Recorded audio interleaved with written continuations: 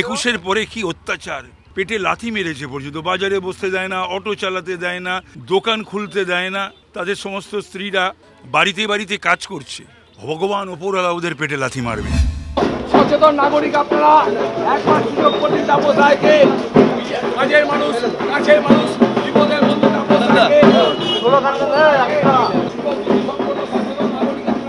তাপস রায় এসছেন বিজেপি প্রার্থী, আপনাদের আশীর্বাদ থাকবে।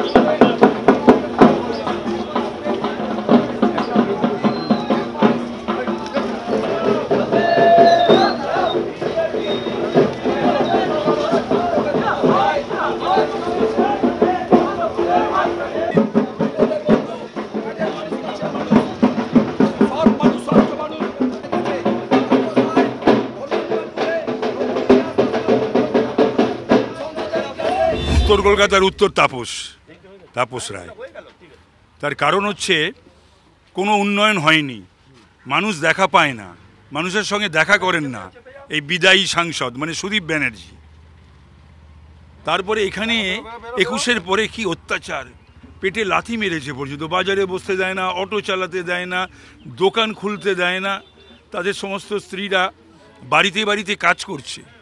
ভগবান ওপরওয়ালা ওদের পেটে লাথি মারবে, সেই দিনটার জন্য অপেক্ষা করছি। এত অত্যাচারী তৃণমূলের এই সমস্ত কাউন্সিলররা বা অন্যান্য সমস্ত নেতৃবৃন্দ বা তাদের ছেলেরা ভেবেছে বোধহয় এইভাবেই চলবে। কংগ্রেসও তাই ভেবেছিল 72 থেকে 77 থেকে 2011, সিপিএমও তাই ভেবেছিল। তৃণমূল কংগ্রেস বা সিপিএমের থেকে বড় দলও নয়, আর দুনিয়ার ধান্দাবাজদের একটা সম্মেলন। তো সুতরাং খুবই দুঃখের এবং দুর্ভাগ্যের। তারপরে মমতা ব্যানার্জি কালকে বলেছেন যে ওনার কাহিনী শেষ হবে না। হলোটা কি ওনার আমি বুঝতে পারছি না। ওনার উন্নয়নের কাহিনী শেষ হবে না, রামায়ণ, মহাভারত, কোরআন, বাইবেল শেষ হয়ে যাবে। কি বলছেন উনি জানেন তো? হিন্দু, মুসলিম, খ্রিশ্চান এইসব মানুষরা এই সমস্ত শোনার পরে একটাও ভোট দেবে তৃণমূলকে? আর তৃণমূলের প্রার্থী সারা বাংলায় আর যে কটা ইলেকশন বাকি আছে, স্পেশালি আমার কলকাতা উত্তরে, কি বলছেন উনি?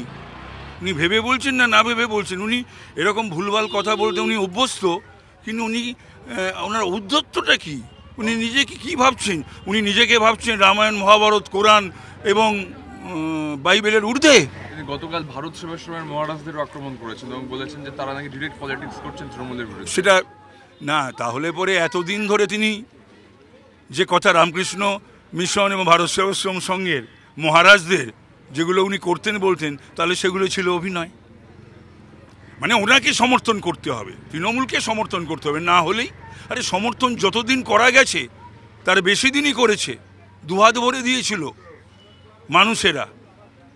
রাখতে না পারলে কি করা যাবে? এই বাংলার চেহারা তো মানুষ আশা করেনি মমতা ব্যানার্জির কাছ থেকে। এত স্ক্যাম, এত দুর্নীতি কেন হবে? কেন সন্দেশখালি হবে? কেন বকটুই হবে?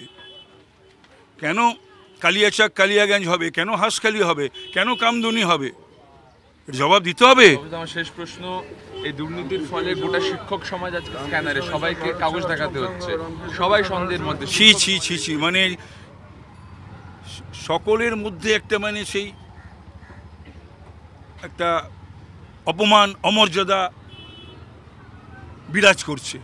প্রত্যেককে দেখছে যে, এবং 8,000-এর ওপর। আমি জানি না সুপ্রিম কোর্টের পরে কি হবে। এর দায় মমতা ব্যানার্জির না, এই দায় সরকারের নয়, এই দায় ক্যাবিনেটের নয়, যে 8,000-এর ওপর নিজেরাই স্বীকার করেছে এসএসসি এবং গভর্নমেন্ট যে অবৈধ নিয়োগ হয়েছে। কেন হবে? অবৈধ নিয়োগ মানেটা কি?